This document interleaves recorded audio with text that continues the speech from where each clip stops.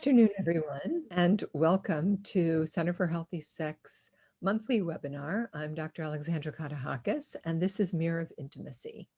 Today is Monday, October 11th, and it's a beautiful fall day here in Los Angeles. And the way we know it's fall is because the light changes. The temperature doesn't change that much, but we definitely have a change of light here. And I think that's nature's way of balancing. And that's going to be our topic for today, the topic of balance. So I'll start with our quotation by Alexis Arguello.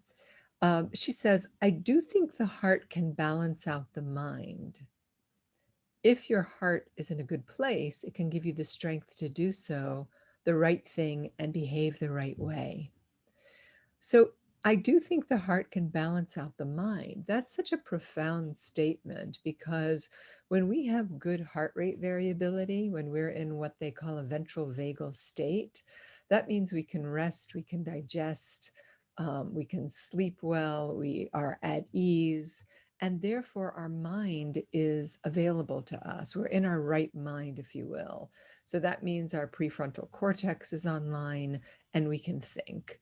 And when we think about people who are tortured, their bodies are being assaulted in a way where they cannot regulate them. They are completely out of balance. And as such, people lose their minds. They literally go insane. So this is a very telling and profound statement that she makes. And then she goes on to say, if your heart is in a good place, meaning if your heart is regulated, if you feel centered, if you feel like you can laugh and engage in conversation, then it can give you the strength to do the right thing and to behave the right way. So that's extremely, extremely accurate statement. So balance is, I think generally when we think of balance, we think of physical balance, right? Like, am I steady on my feet? So normal balance depends a lot on the information from our inner ear. We think about our equilibrium, for example. Are we steady on our feet? Are we stable? And our other senses, such as sight and touch and muscle movement. So if you can stand on one leg, you probably have pretty good balance. But if you can stand on one leg and close your eyes, then you'll have a different experience of that. So you start to see that we're reliant upon all of our senses for balance. This internal structure is often called proprioception. So we have a sense of ourselves in the world in relation to other people. So our physical balance, our physical muscle movement is one of the most important things we have as human creatures to comport ourselves through the world. Balance also means to have your weight spread evenly. So that you don't fall, so that you can keep steady. And if we think about that metaphorically, if my weight is spread evenly in my life, I have more balance in my life. If my weight is spread thin, and we hear that saying all the time that I'm really spread thin, then we can be pretty sure that we're out of balance in that moment, both emotional balance and most likely physical balance also, if we're really uh, doing way too much. Another definition is trying to keep different elements in equal proportion. So we hear this phrase work-life balance, which I think is either a myth or it's unbelievably challenging. But the idea is that you've got common elements in your life and they're all proportionately distributed. And if anybody's doing that at any given time, it's really a hat trick. But I think this is an aspiration that we want to think about as we go through this topic of balance. And also, it's a state where different things can occur at the same time with counterbalancing forces. So when I think of balance in nature, for example, I think of a forest or the ocean where an ecosystem is in balance because of all the disparate pieces and parts and things that come together to keep it balanced, to keep it healthy. And we know, that the ocean is unhealthy now. It is out of balance because of the profound amount of trash and toxins. And now we have an oil spill off the coast of California. that is an imbalanced system that's struggling to right itself. So we know likewise when we're in balance or out of balance. So I have a question here from someone. If you suffer from an addictive or an obsessive mind, is a major way to balance your mind from working on refiguring the brain's pathways? And if so, how does one do that neurologically? Well, the main way you do it is that you get off of the obsession and into your feelings, because obsession is a defense against feeling states. And way too much energy is going into the left brain where things are being repeated over and over again. And that is a defense against feeling states. So you need a good therapist, you need a good community of people where you can go and literally fall apart so you can fall together again. Because without feeling those feelings, there's a gross imbalance, and the organism is trying to right itself, but it can't. And in order to be integrated, we have to be a good balance of both left and right brain. We have to be able to feel our feelings, to be able to laugh, have joy states, to be in pain, to feel sad, and at the same time, um, as they say in the program, take the next indicated action, do the work that I have in front of me, and attend to my life. So, how do we bring our lives into balance, right? This is what I was thinking of when I think about this topic, that this is an aspirational topic. And I think, in our culture, we've been sort of fed a line that you can have this work life balance thing, or you can raise children and have a career. And have a leisure life and have a hobby at the same time. Like you can do all of these things well. Oh, and don't forget your own health, fitness, and well being thrown into the mix as well. And all of that is preposterous. It's literally impossible to do all of those things well. We can't do them. And I remember a number of years ago, I asked a colleague about all the things she was doing, and she was traveling quite a bit at that time for work. And she said, I've just finally come to peace that I'm going to do a lot of things not very well.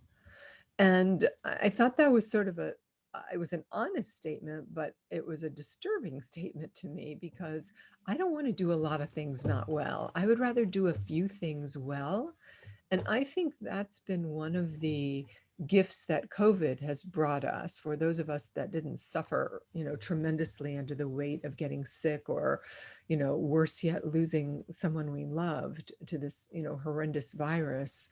But if we had space in our life to realize, wow, I was doing way too much and I wasn't doing anything that well, because I was spread so thin. Again, I was out of balance. And so we have to consider that life is ever changing, and it's unlikely that anyone actually lives in perfect balance. In fact, I don't think it's possible. Um, and I think even within the areas of our life we're doing well, we're still seeking balance in those areas also. So it's a constant recapitulation, re-examination of our equilibrium. And I don't know that we ask ourselves that question so much, about how am I doing today? Like, how am I actually doing with my work? Or how am I actually doing with one of my children, or all of them, or with my partner, or with my household, or my garden? Um, how am I really doing? And being honest with ourselves about that.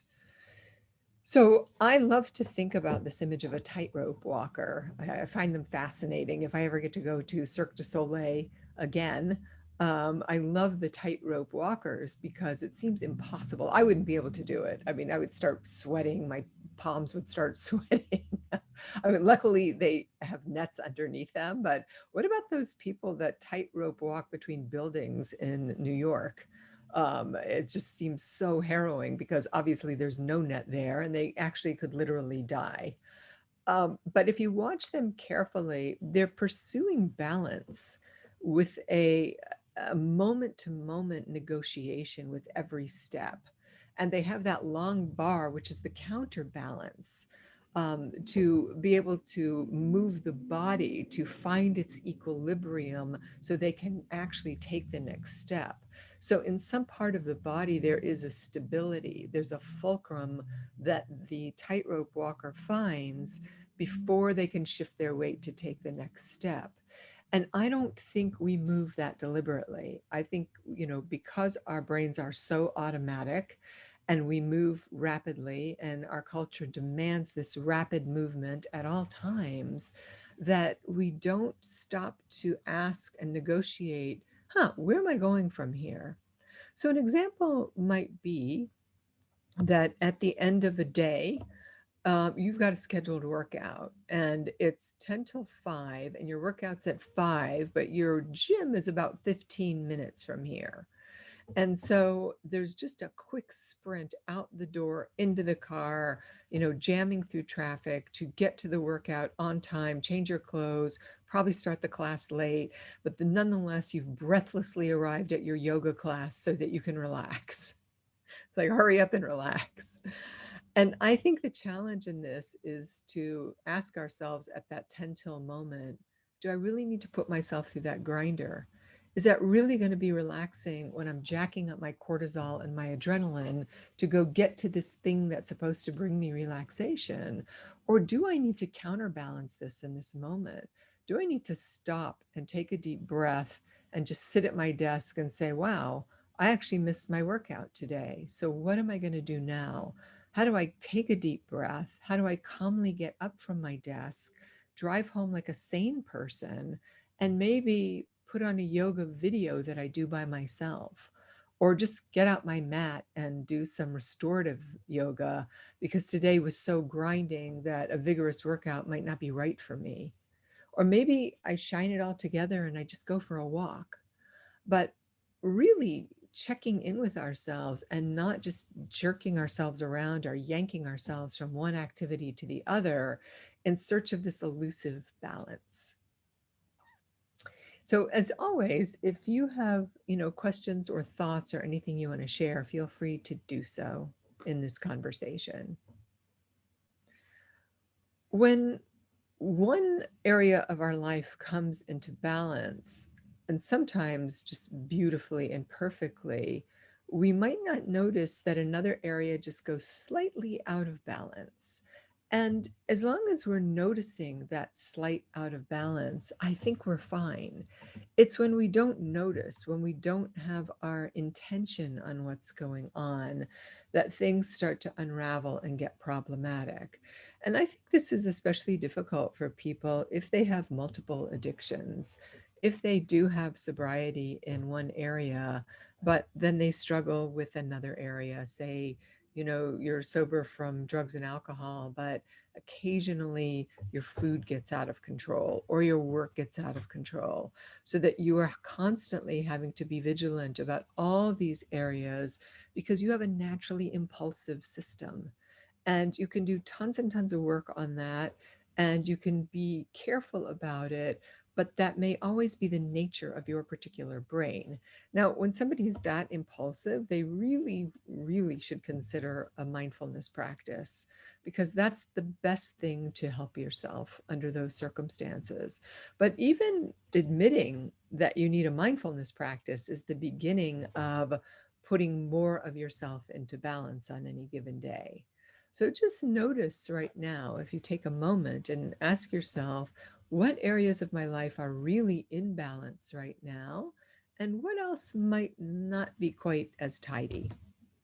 So just take a note of that and maybe write it down.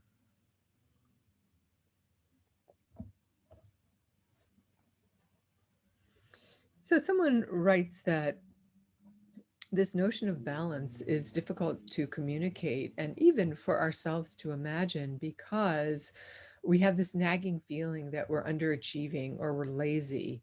And I think that is the disease, the dis-ease of living in a capitalistic system. And I always get afraid when I say that, because I think people are going to think I'm some sort of crazy socialist or whack job or something like that. I'm not. I'm a capitalist. I have a business to run. I pay my rent and my taxes and all of that. And in some ways, it's a beautiful system, but it's a system now that has gotten so far out of hand that overnight mail isn't fast enough. we're not producing enough. It's go, go, go. And again, that was one of the gifts in the wound of COVID, was that we all got to stop and take a deep breath and say, where am I going? Where am I getting ahead to? If I slow down because I'm choosing a quality of life over achieving, that's a different orientation. It's a different orientation to the planet, actually, which God knows is beleaguered, and probably needs us to slow down and stop consuming and emitting so much to begin with. So, how do we, you know, change things by changing ourselves and taking stock of that? There was a study many, many years ago, and I don't even know if it was a formal study, but I know that it's been said that $50,000 makes a year was the tipping point that made for happiness in this country for people, where they felt like they could keep a roof over their head and they could eat. And it's probably more than that now, given inflation and what things cost. But it's important to ask yourself, how much is enough? How much do I actually really need to take care of myself, to prepare for my future? And part of being balanced is having these adult conversations with ourselves about money.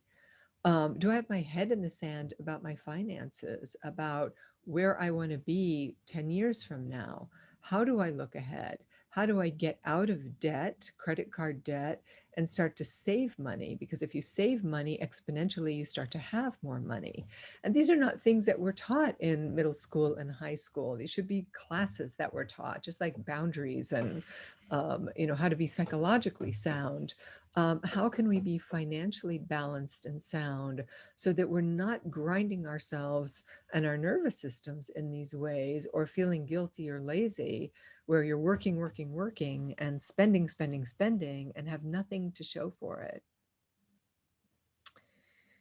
Someone writes, I'm in early recovery. I'm having difficulty finding balance between recovery and the rest of my life. Is there a process you recommend for adjusting this balance between recovery and my family life, especially? Well, when you're in early recovery, the answer is no. There's an old adage that anything you put before your sobriety, you will lose, and that includes your family. So the scales are imbalanced, because in addiction, this is your addiction and this is the rest of your life. And in early recovery, this is your recovery and this is the rest of your life. And this will start to balance out as you become more sober, have more impulse control, and start to change fundamentally who you are. But in the beginning, it's rough. And that is the counterbalance to how much destruction a person's creating in their addiction. So you can't go from here to here without the scales tipping and then coming back to center again. So you have to have compassion for yourself. And it's an unfortunate hardship on the family also, because they already lived with the hardship of active addiction. Now they're having to live with the hardship and challenge of active recovery. But don't despair. Give yourself, they say no major changes for a year, which is not a very long amount of time. If in a year your life can be completely different, then it's well worth the investment. When the addict feels rejected and shamed after being told not to, then gaslights you, what is the best way to regain balance? I'm not sure I understand that question. Being told not to sex. Um, I think that's a personal question. I think if you're in a relationship with somebody who gaslights you or hurts you or does something like that, you have to go back to the drawing board and you have to recalibrate yourself and what your expectations are. And maybe your expectations are too high. Maybe this person is in very early recovery, or they're not exactly emotionally sober if they're still behaving that way. So rather than pointing the finger at the person who's not well, who's struggling, and getting angry and upset, we have to ask ourselves, what's right for me here? What's true for me here? I'm choosing to stay in this relationship with someone who's not well, who's struggling, and I get angry at them when they lie to me, even though I know that lying is a primary coping mechanism for them. So maybe I should be upset at myself for giving that person more responsibility than they can actually handle right now. And so, what are the boundaries you need to set for yourself so that you're more in balance and being less directed towards the other? And that is a mindfulness practice, also. It's not easy, but I think it's essential for self preservation, especially if you want to stay in a relationship with somebody who's in a recovery process, because that becomes part of your recovery process too, is watching where your boundaries are. Someone says, you mention um, your mention of deliberate check-in with self seems key, emphasis being intentionality and deliberate as adjective, but not the verb, deliberate, like getting caught up in the left brain cerebral. So I would say that's accurate. Deliberation aligns with, too much deliberation can align with perseveration. It can align with obsession. It's not that. Intentionality is more along the lines of mindfulness and the way that I'm using it. And then I also hear your tightrope metaphor emphasizing intentional self care instead of reactive to ever changing exterior circumstances. And that's true unless you're in the middle of a tornado, like our friends in Oklahoma are right now. You could be on a tightrope, and if you're in a tornado, those are external circumstances. So at that point, you're going to have to throw balance to the wind and hang on to your hat, as it were, and figure out a way to keep yourself safe. So much of what I say, or anybody says, or anybody writes or talks about is always paradoxical. Life has a myriad of complexity to it. So to relegate something to either or, black or white, this or that, is terribly reductive and will get us into trouble. We want to think about nuance and complexity, and how do we handle ourselves when we're on that tightrope. And the tightrope shouldn't be stressful or sweaty or in the middle of a tornado.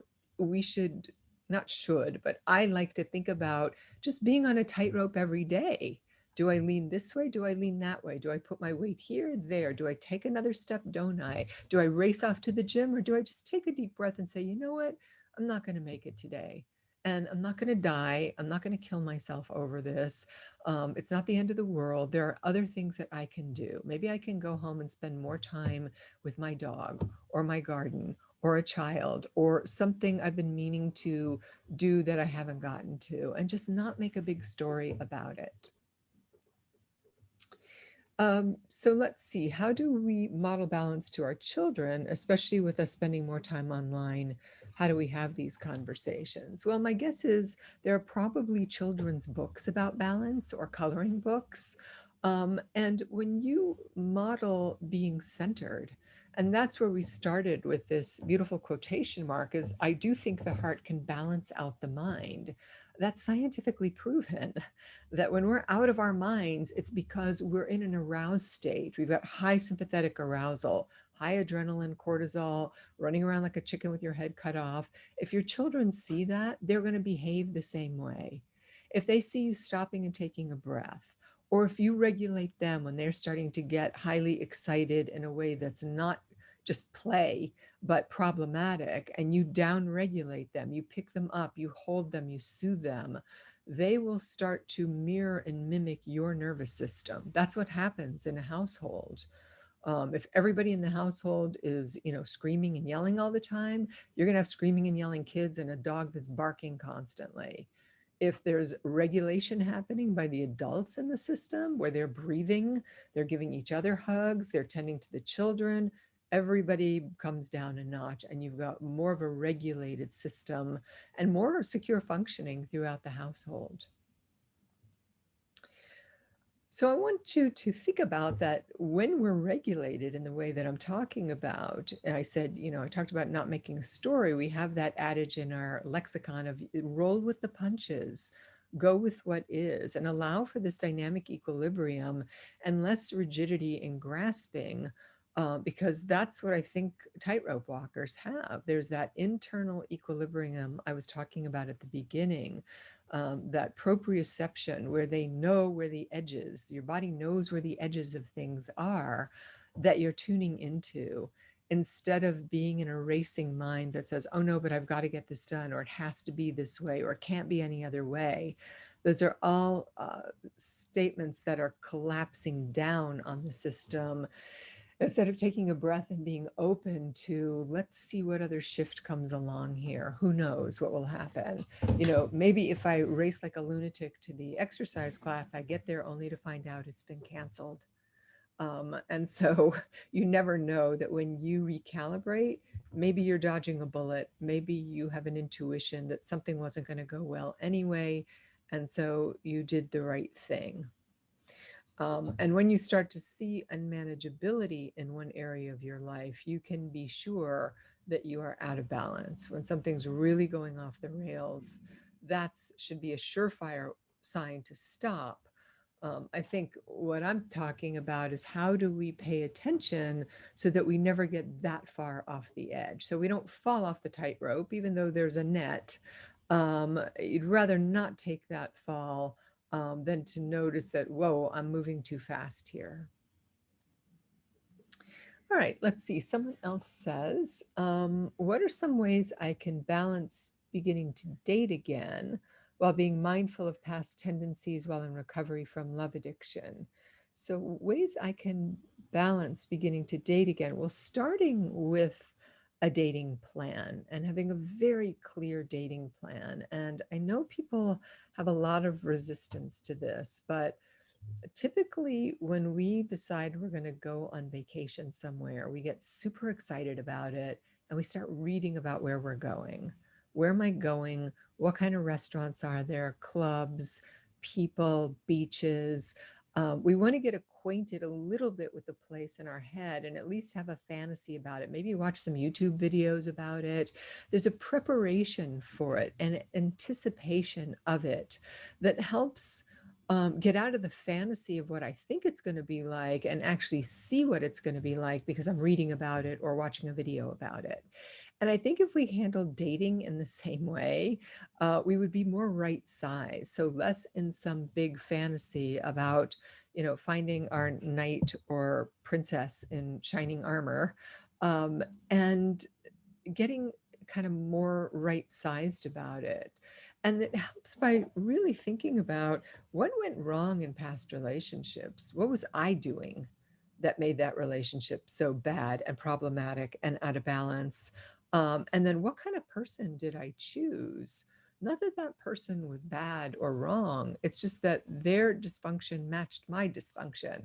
And so, what are the red flags I want to pay attention to? So, when I'm dating, and I notice that that person's doing something that's not right for me, I just say no. That's a resounding no. And then, what are the yellow flags and the green flags I want to watch out for? And so, preparation is part of what creates balance, I think, is that going into something not with a rigidity and I'm controlling this and I've got it all figured out. It's not that.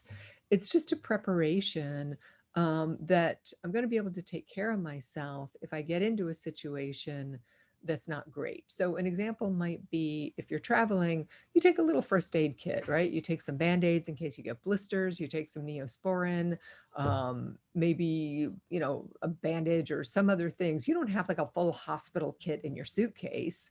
You've got just enough to make sure you're going to be okay, or that you can tend to yourself. If you really get into trouble, you're going to have to go to an emergency room or see a doctor. And likewise with dating, you can't know the answer to it, but you can have enough balance on the front end that you go into it gracefully and you're paying attention, not just to what the person's saying, but what they're doing. How do they show up? Do they show up on time? Do they do what they say they're going to do? So, what are your expectations?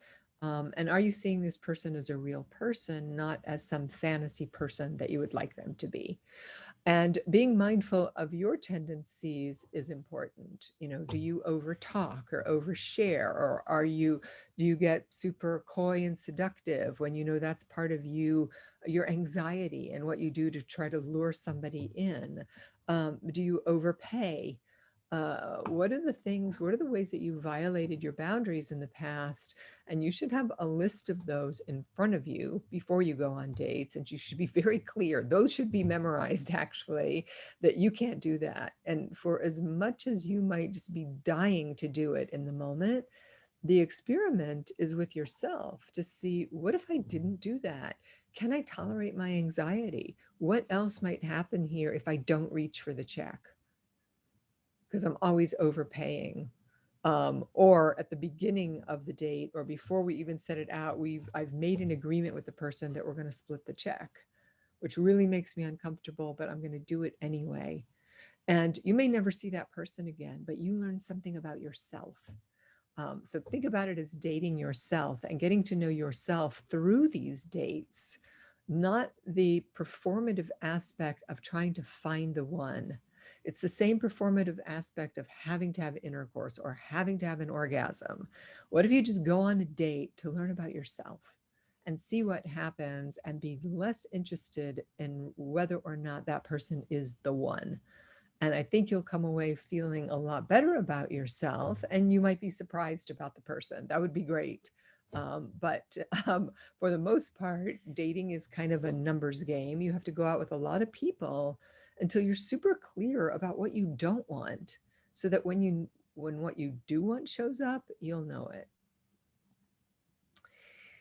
Um, So consider that it's good practice to use your heart instead of your head as a way to regain your pace and regain your balance and your decision making and your internal flexibility.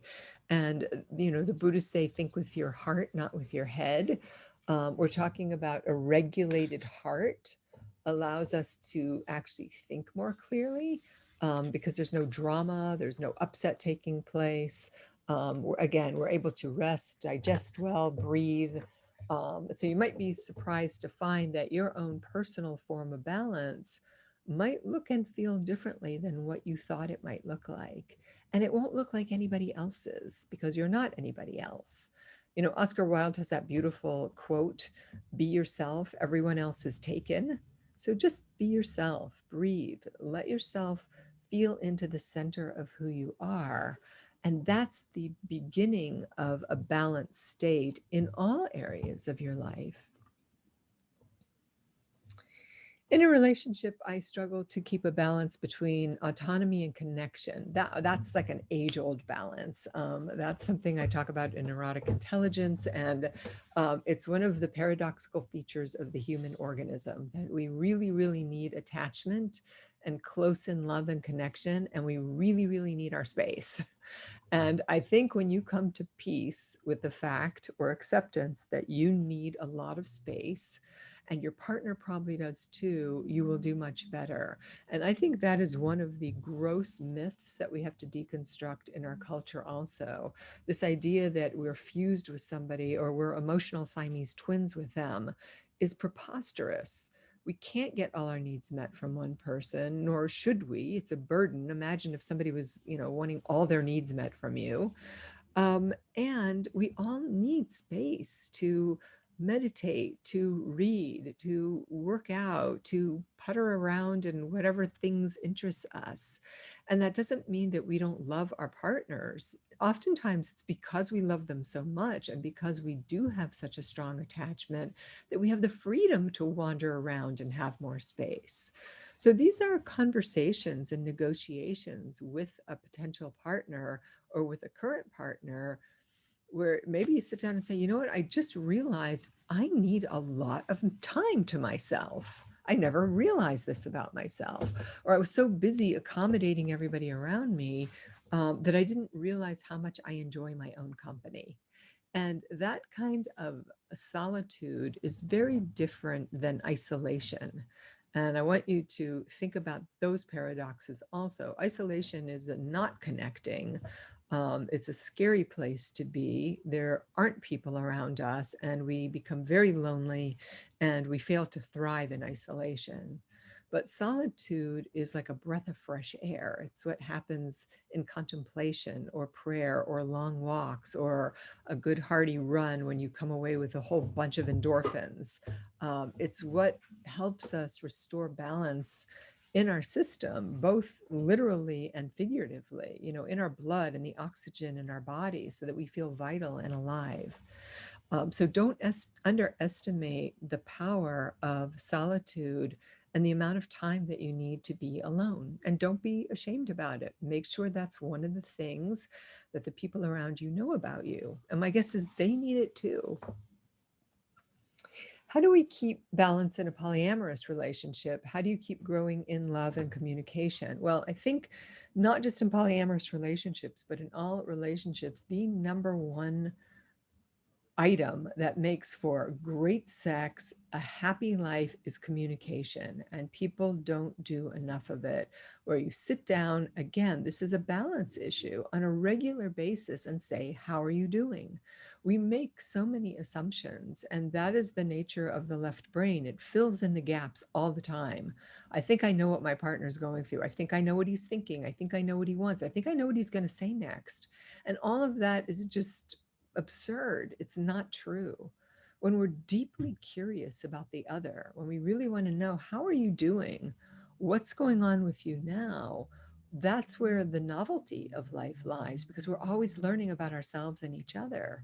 So don't take for granted the people in your polycule, would be my response to that. Have in-depth conversations regularly about how you're each doing. What someone wants sexually today or for lunch today is not what we want tomorrow, because our bodies have moods, our systems have moods, the weather changes for me what I want to eat. If it's hot, I want something cold, and if it's cold, I want something hot. So be careful about assumption making and be in conversations that help you bridge those gaps. So, what does balance mean? Okay, we're talking about all these different types of balance, but balance also means making time for friends and family, because, again, in isolation, we do not thrive. We really fail to thrive. And this is part of our emotional balance, is loving and being connected.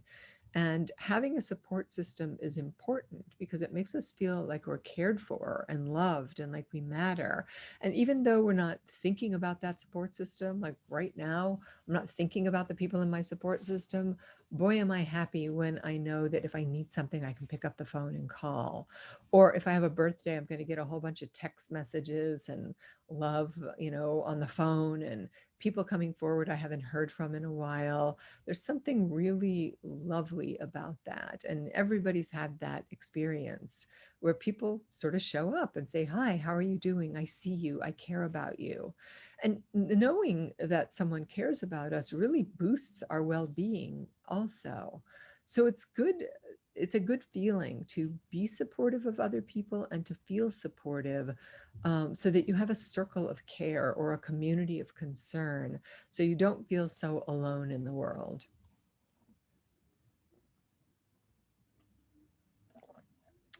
Someone writes, how do you balance communication and over communication? What are the boundaries between these two? I tend to over communicate because I came before from a relationship where communication wasn't that open. So then I overcompensated. Well, I would suggest that you look at how much of your communication is coming out of your anxiety, and how much of it is coming out of a real curiosity for the other person or a deep desire to want to be known.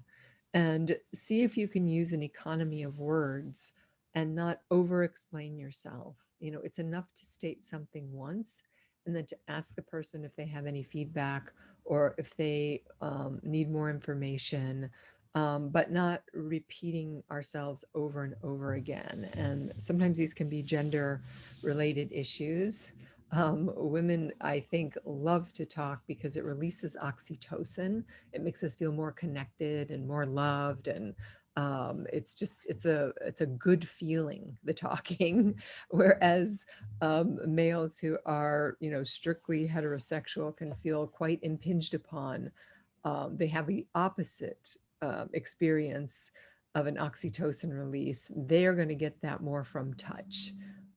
That's going to feel more connecting for them. And again, these are gross generalizations and broad strokes, but it's just making a point about over communicating and how that can be anxiety driven, and it can be difficult to be in relationship with someone if they are talking, incessantly all the time. Um, so be careful about that.